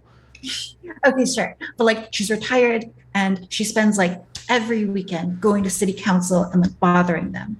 And just because she like has this ability to constantly engage with the political process, she ends up having a disproportionate impact on that process. Right. And so like elite theory would like categorize her as part of the elites because she is able to have this disproportionate impact. Okay. But she wouldn't be elite like within the Giles and Page study. So. Well, I completely disagree with the fact that elite theory categorizes democracy as superfluous, and I just think that you're going to be dumber in life if you categorize democracy as superfluous. You're going to be less likely to vote. You're going to be less likely to participate in civics. and you're just going to be all around a worse off person for it. So that's my take. Sitch, what do you think? Well, I mean, I could be not tracking the conversation, but it didn't seem to me that Taft was making the argument that democracy is superfluous. Was that what you were saying? But that's the argument that elite theory makes. So that's why I'm saying that. I think that elite theory makes the argument that like whether we label something democracy or not matters a lot less than like the actual on the ground existence of certain electoral institutions, like freedom of press institutions. Okay.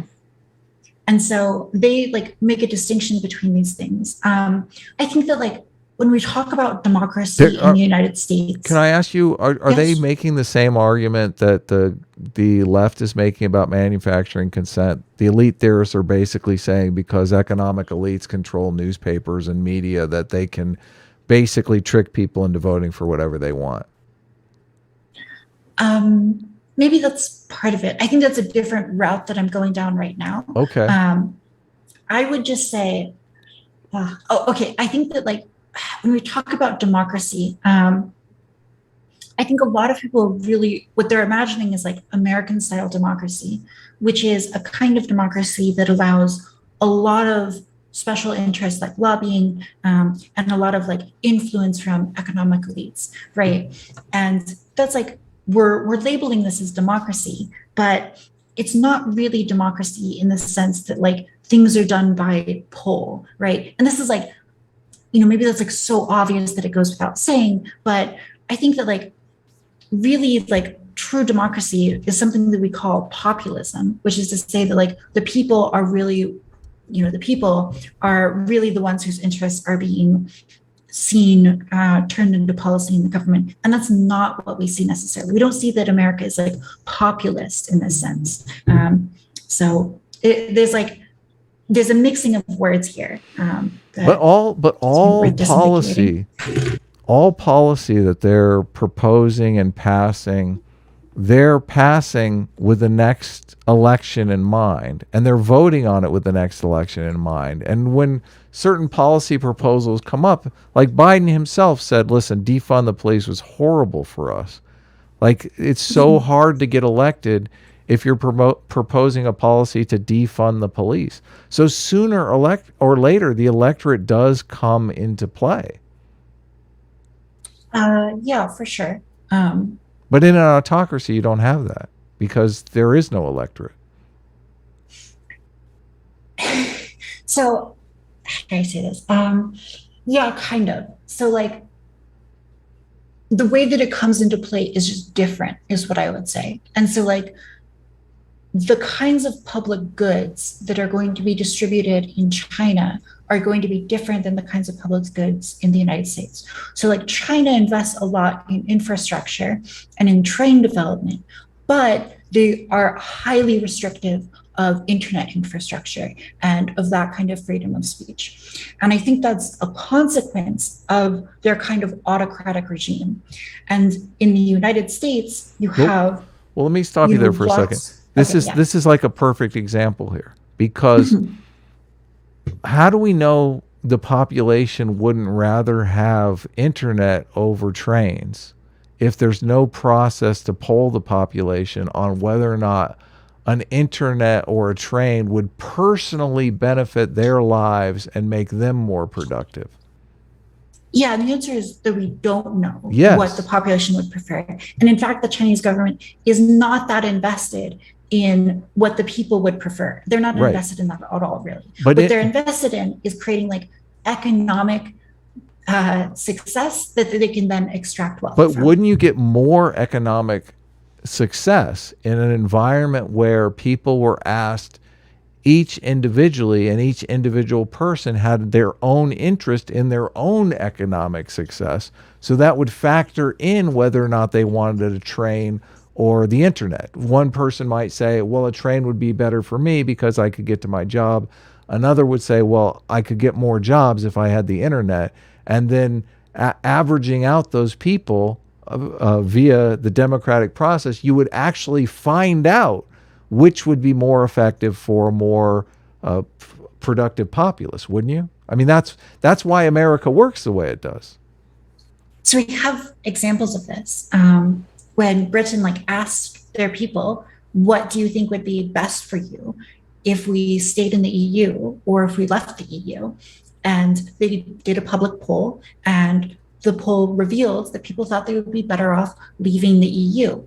And well, it turns out that when you leave important decisions like this to public poll, people are terrible at choosing good decisions because partly the way the poll is constructed and its inability to capture information results in people choosing to leave the EU when there isn't really a process for that or a way of doing that that is ultimately going to benefit people. And so now, Britain is leaving the EU and they're going to suffer economic consequences as a result of that. Well, because people are the democracy averaging out process. Do you know that though? Doesn't play out. Do you know that?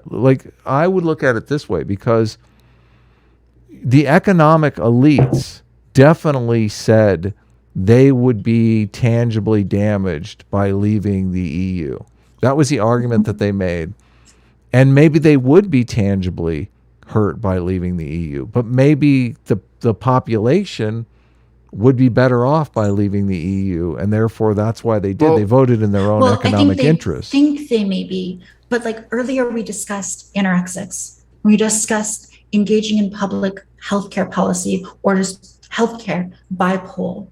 And when you ask anorexics what they think is best for themselves, they say losing weight. When you ask trans people what they think is best for themselves, they say taking HRT. But I think we both agree that this survey to figure out what kind of healthcare prescription is best is not a very rigorous way of doing it. Well, and this is why I brought up the law of unintended consequences, because yes, the elites could pick a policy that's bad, the populace could pick a policy that's bad, but the process is there's the check and balance is whether or not the policy worked. If the policy didn't work, they throw their ass out of office. If the policy didn't work in an autocratic regime, they stay in office. So the thing with autocratic regimes, or at least we're kind of a little bit moved theory here, but if you have an autocratic regime, they have an incentive to gather up the experts for trans healthcare and be what is the current data on this? Okay, you're going to go and have a conference and you're going to come out with a conclusion about what's best. And then we're going to translate that into public policy.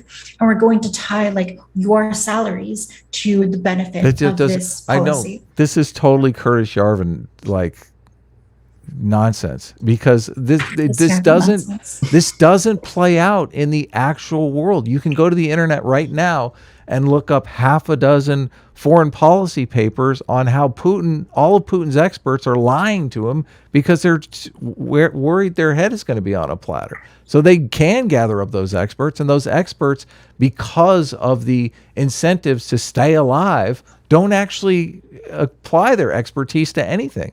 They tell the autocrat exactly what they want to hear. I think, yes. But ultimately, I think we both agree that what would be better for Russia, for the quality of life of people, and for the ability of people of the Russian government and therefore the oligarchs to extract wealth from the Russian people would be not to engage in this kinds of behavior. So this is a losing strategy in the long term, and we're going to see that with the increasing pressure. I completely agree with you there. But the thing is, there's a hierarchy of needs in the oligarchy, and the highest in the hierarchy is staying in power, because they know, especially in these autocratic regimes where the way that they amass power is by fucking over people. They know as soon as they lose that power, their life is on the line. So when it comes to bettering the populace, sure, that always comes a distant second to staying in power. So right now, the oligarchic regime of Russia and Putin are more concerned with staying in power than bettering the populace. And this plays out in the real world.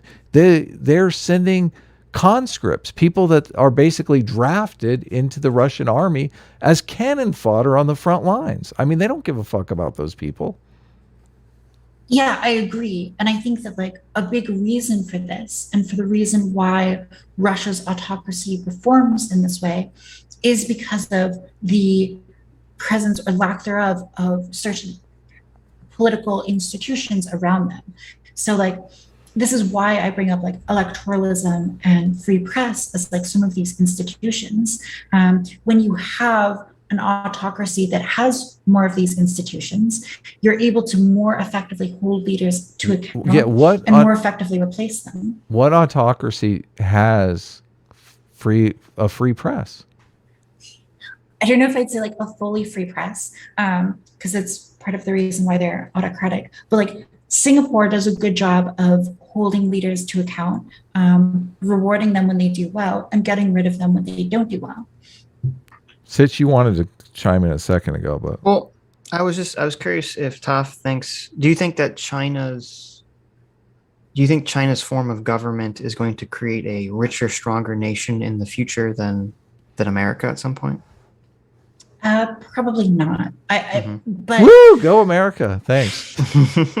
yeah, I mean, I think like the key insight of elite theory is that like what you call your nation is not necessarily that important. The People's Republic of Korea like calls itself democratic, but ultimately the institutions are like set up in a way for Korea to not do well. And regardless, the reality is that both in democracies and not in democracies, there is like a Pareto distribution of people who have the most influence on policy. Well, do you think there's any country right now that's going to do better than America in the future, whether it's democratic or not democratic? No, I mean, I think that I'm bullish on America. I think America, Nice. There's like so many elements of like the American liberal system that are just like very good and like very well set up. And America has like such geopolitical power that I think you're going to see like in China, massive demographic issues and like tensions with their neighbors, and probably like an inability to conquer Taiwan. And my prediction would be that like right now, America, I think, has a big crisis of confidence because we are seeing like these powerful challengers to global hegemony rise up on the stage. And I think that like we're going to see a lot of them turn out to be paper tigers, and American confidence in our own system of government is going to increase. Based. So is there any reforms in America you like to see that reflects elite theory, or that reflects elite theory? I mean, I think just like an honesty with ourselves about the political process is good. Understanding that like there are groups of people, or just that like a small numbers of people are going to have outsized influence on politics. And if you want to understand like how America's operating on a national level, you have to understand the people who are elite in America. So like elite institutions like Harvard, they tend to have a political slant. They tend to engage in like kind of political echo chambers, especially like we discussed on like issues of social justice. So if you want to understand like why do we have social justice like that is so politically powerful, and yet only like 6% of Americans are progressives, well, it probably has something to do with elite institutions like Harvard, Yale, or powerful media institutions and their outsized impact. Sure. I mean, but I guess I'm working under the assumption, I could be wrong, that most people already believe that and agree with that.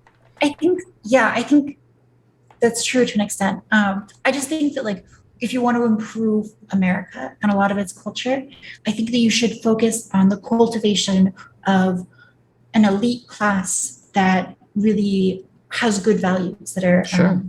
So like I think that if you want to have change, especially like if you want to preserve like the liberal tradition, or if you want to have right-wing change, the way to do that is to really cultivate a powerful liberal or right-wing intellectual movement that is capable of drawing in elites and capable of rewarding people for engaging in it in a way that is competitive with the current progressive or left-wing institutions which do the same. I mean, I don't necessarily disagree. I I guess it's hard for me to visualize how that would come to pass, especially with right now, since not only is there such a elite capture is so much, to the left, especially if we're talking about colleges and media, but then on top of that, because of that elite capture, I mean, currently the right has become so anti-elitist that it would be very difficult to try to get the right on board with like, we need to take back the elites. The right is very populist at the moment. Yeah. Exactly. They're just like, fuck the elites. And part of that is like anti-intellectualism. We're like, a lot of right-wing people, it's so sad to see, like increasingly believe in insane conspiracy theories. And like, Quackademic agent, he's lost his mind. I don't know this person, but like, if you want to have an effective like mount of force or challenge to the progressive establishment, you need to not engage in like insane conspiracy theories or anti-intellectualism, because it's not going to help you. Right. So yeah. Okay. Have I been a good sounding board for elite theory? Have I helped express their arguments a little bit? Have I changed your mind at all? I feel like maybe I've made a dent. Maybe, yeah. I mean, I think that like I was going over a lot of research before this conversation, just like reading old selectorate theory articles. And I think that like one thing that I have to contend with more is like the very genuine fact that things that are considered democracies by Bruce Bueno de Mesquita's, categorization model do tend to do a lot better. And I think that that's something that like is really worth, it is like a serious challenge to some assumptions that elite theorists have. Well, the technical aspect of it just seems unassailable to me. It's like if you have an elite that needs 70 million Americans to show up in order to keep their president in office, then you have to come up with public policy that's going to make 70 million people happy at bare minimum. And that is a tall order, a tough challenge. But in an autocracy where in order to stay in power, you have to make 200 people happy, focusing on good public policy for 70 million people is just, it's a fool's errand. I mean, you're really focused on extracting as much wealth from those 70 million people as possible and giving it to the 200 people that you have to grease their palms so you stay in office. And that, it's just that technical aspect of it just seems, I mean, I don't know how you get past that. Well, I think the way that you get past it is by differentiating between like good public policy and public goods. And so like what selector theory argues is not that like autocracies aren't going to be willing to create economic prosperity for people, but that they're going to be stingy with their distribution of public goods. And so like some public goods, like the internet is one that Mesquita uses in talking about China. They're stingy on this good, but they're liberal on their spending with like infrastructure. And that's really explained by their winning coalition versus selectorate ratio. And so there is an incentive for elites in autocracies to engage in policy that results in economic prosperity, but not necessarily to create public goods. And again, I think it goes back to this discussion of like doing policy by poll or by survey. And I would argue that when you politicize things, when you democratize decisions on especially very technical questions like trans healthcare or vaccines or Brexit, these are scenarios where the public position is not going to be what is like technically best. The public could, this comes up a lot, and I do agree with you, okay? The public could be wrong, but the elites could be wrong too. The thing is, it's not a prediction mechanism, and it's complete hubris to look at it that way. It is a look at what happened when we implemented that policy, and it turned out to be a disaster. We need to vote this guy out of office. where Well, if you don't have that sort of check, then they can stay in office forever with terrible policies. So is the Yeah, I argument, agree. Adam, that with the elite, within our democracy, it's much easier to course correct than with elite? Yes. Yeah. Okay. Yes. And so this is why I bring up something like electoralism, because I think that in an effective autocracy, you have to have efficient mechanisms for removing or promoting elites who do good or do poorly. And like when you look at like a corporate autocracy, a corporate autocracy lives or dies based on its ability to promote good leaders and to fire bad leaders. Right, but there's and a it's the same democratic thing process. in the political realm. Yeah, exactly. And so like if you have a country that is effectively able to say, listen, you made this decision and it resulted in our GDP growing by like this amount. So you're going to take some of that spoils, good job. Or, in the inverse, you made this decision, you got your experts together, you made it, and it resulted in, losses, then you're going to get punished. A big problem with, and a big distinction between like corporate autocracies and government autocracies is that like in a corporate autocracy, you have oftentimes the board of directors and they're sort of managing the CEO and they're appointing him, hiring him, and they're like evaluating his performance. And they are like, interested in extracting these revenues from the company. But in a lot of political autocracies, what you have is like a merging of these two organisms. And if you have like one person who's both making the decisions and evaluating his own performance, then that's probably pretty bad and is going to result in negative results. Right. I think I see that. To me, the issue is when I look at political systems, I always tend to think or predict that everyone's going to behave as poorly as possible. And I think that the political system needs to sort of be designed around that idea.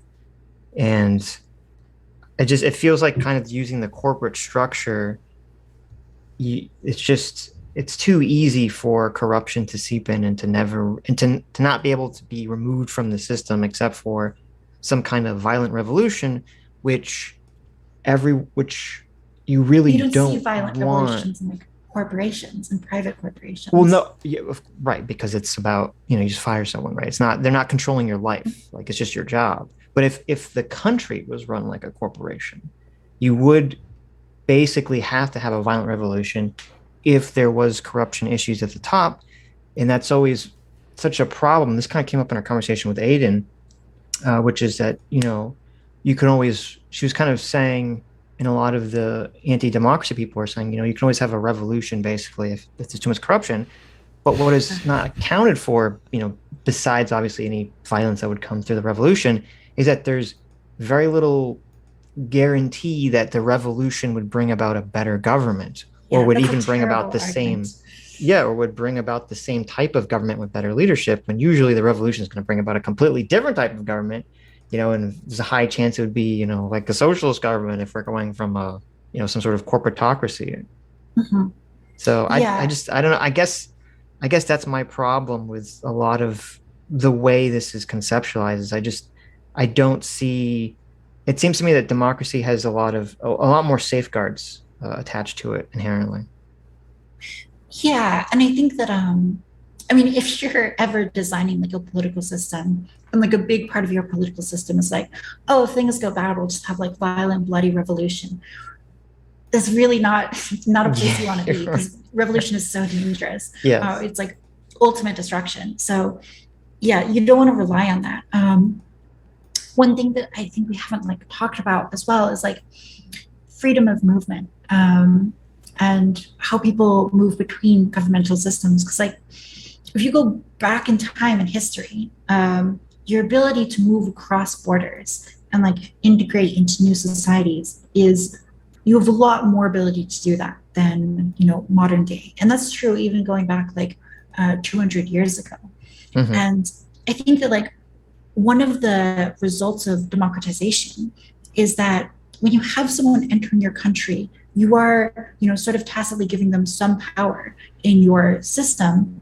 And therefore, you have like a lot more incentive to regulate who you're letting into your government, or into your nation. And so it's a little bit like if you were to force corporations to give every worker a vote, well, suddenly they're going to be very stingy on like who they're allowing into the company. Or if you're forcing corporations to give everyone like a share of profit whenever they're hired on, that increases the cost of hiring people into your company.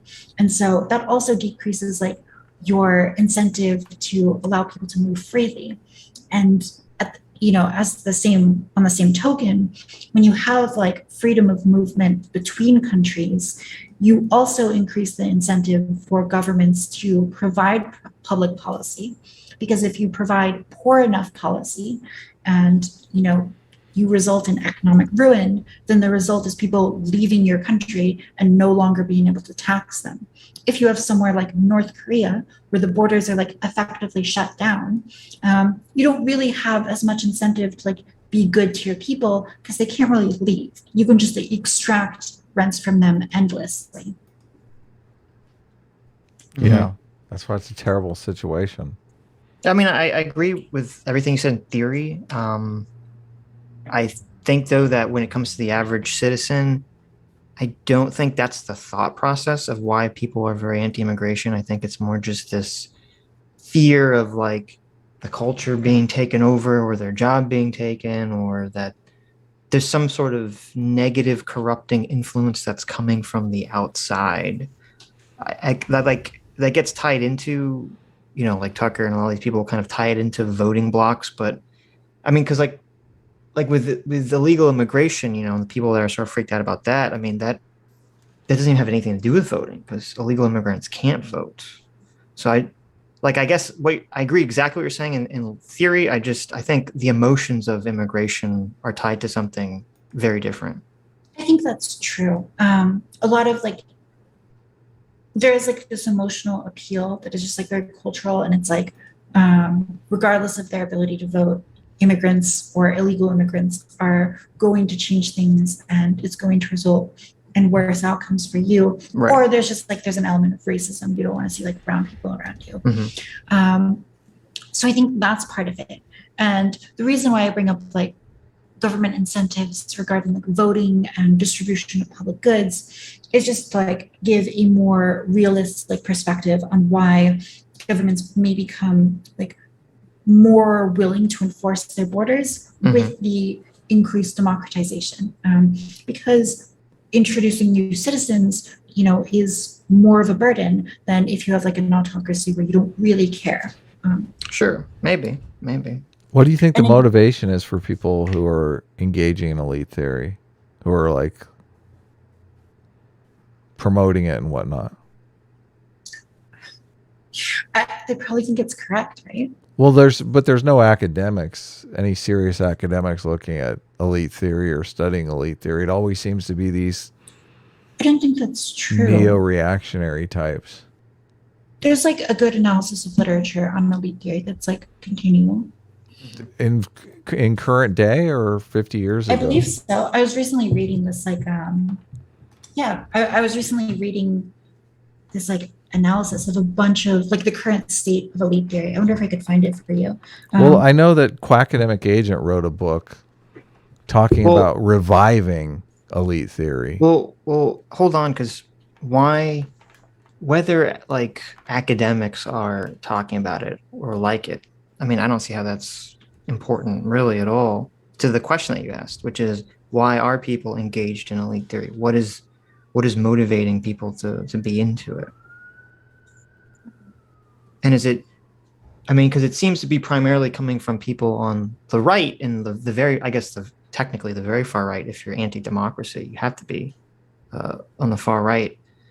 And is it not appealing to people on the left whatsoever, just because basically communism is elite theory on the left already, and we just don't conceptualize it that way? Okay. I have like personal theories about this, but okay, I want to hear. take them with like a big grain of salt, because I don't know how true this is. But I think that in the 20th century, we had like three big political movements rise up. You have like communism on the left, you had liberalism, and you had fascism. And all three of these movements in rhetoric made appeals to the will of the people, but fundamentally disagreed on who constituted the people. So like communists argued that like the people were the proletariat and they ought to have control over the government. And fascists argued that the people were like a specific racial or ethnic group and they ought to have control over the government. And liberals argued that like the people were the citizenry and they should have, sway over the government. And I think that like the reason why you see elite theory really prosperous on the right is because reactionary philosophy essentially rejects like all three of those arguments, where it says like the people should not have influence in the government, and the people who should have influence are like technocrats or monarchists or those sorts of, or aristocracy, right? They're going, and by making those arguments, they're hearkening back to political theories that were pre-modern, that didn't make appeals to the will of the people. And so I think that's why you see it more on the right, is because it's essentially tied in with this like reactionary rejection of modernist political theories, which all in some way appeal to the will of the people. We have another guest coming on too, just to let you know. That's fine. I really enjoyed this. You guys are fun to talk to. Yeah, we should do this again, definitely. Yeah, it was cool. Yeah. I know that I think we both have a mutual friend in Dev's perspective, short for Otaku. Ew, you like Dev? Gross. Yeah, he's great. Yeah. Yeah, I've talked to him a lot, but I haven't talked to you. So it was fun to make that connection. Yeah, you snipe at me on Twitter from time to time. I get maybe more about trans stuff than... I mean, the trans stuff does kind of fascinate me, but obviously politics and morality fascinate me as well. So I did look up whether or not I did go to Google Scholar and type in elite theory, and there is some stuff. I guess I feel like I never really see this come up unless it's some reactionary source. So. Well, because I guess it's as Task was saying, it's inherently postmodern or pre-modern. That's how I types characterize of it. Right. So that's my personal theory as to why the right seems especially attracted to it. But yeah, I don't know if that's exactly true, but that's my theory. Sure. But yes, shall I say goodbye? It was lovely. Yes, thanks for coming on. We really appreciated talking to you. For sure, it was fun. You guys have fun. All right, you too. Bye-bye. Hi, you just listened to a clip from the Sitch and Adams show. If you like what you heard, you can listen to our live show right here on this channel on Sunday, starting at 1 p.m. Pacific, 4 p.m. Eastern. And if you want, you can super chat us. We read $20 and up super chats on the show and then do a follow-up stream on the following Tuesday where we read the rest of the unread super chats and interact with fans of the show. Subscribe to this channel right here to listen to the live show or to listen to more of our awesome clips.